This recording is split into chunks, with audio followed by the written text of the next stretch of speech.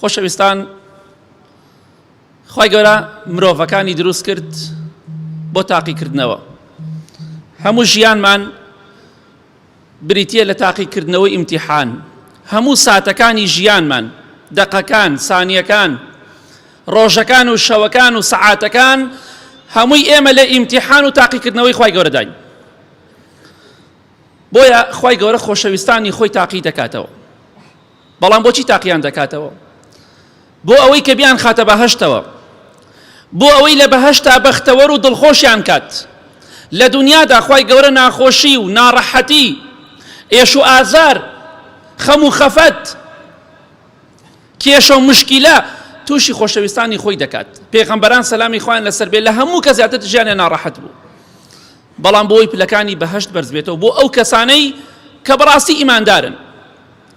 خۆشەویستی خوا صلی الله عليه وسلم لە حەدیثێکی صحیحدا کە لە صحیحە هاتۆ بە ژمارە 1599 دەفەرمێ: إن الرجل لا يكون له عند الله المنزلة فما يبلغها بعمل فما يزال الله يبتليه بما يكره حتى يبلغه إياها.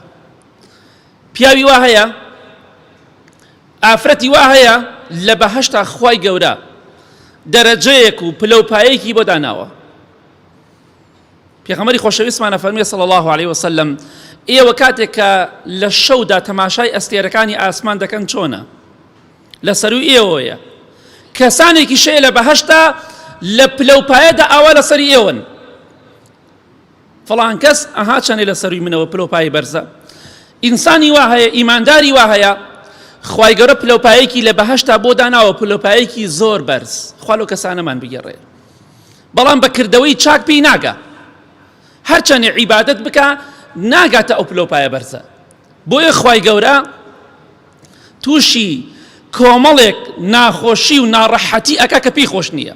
ئەو ئینسانە پێی خۆش نییە بۆ ئەوەی بگەینتە ئەو پلەپایە بەرزە. بۆیە کاتێک کە تۆ تووشی ناخۆشی و ناڕەحەتیەکە بی، تووشی خەم و خەفەت و ئێش و ئازار و کێشەیەکە بی، بەڵێ ئینشاڵڵا ئومێدم هەیە من لەو کەسانە بم، ئەلحەمدوللیلا ئومێدم هەیە لەو کەسانەم کە خوای گەورە دەیەوێت بەهۆی خەم و خەفەت و کێشە و مشکیلەوە پلەپایان بەرز کاتەوە لە بەهەشتا. ناشکوری مەکە، لەوانەیە تۆ لەو کەسانە بی، ئەوەکەی تر لەو کەسانە بێ.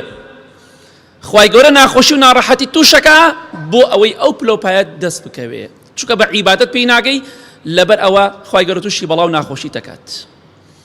خوای گەورە خۆشەویستانی خۆی تاقی ئەکاتەوە بۆ ئەوەی پلەکانی بەهەشتیان بەرز بێتەوە. بۆیە قەت ناشکوری مەکە.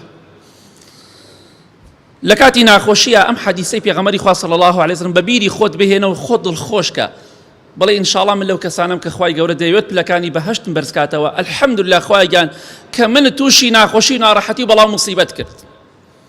نەک ناشکوری بکەی بە نابەخوا بێ فەرمانی خوای پەروەردگار بکەی.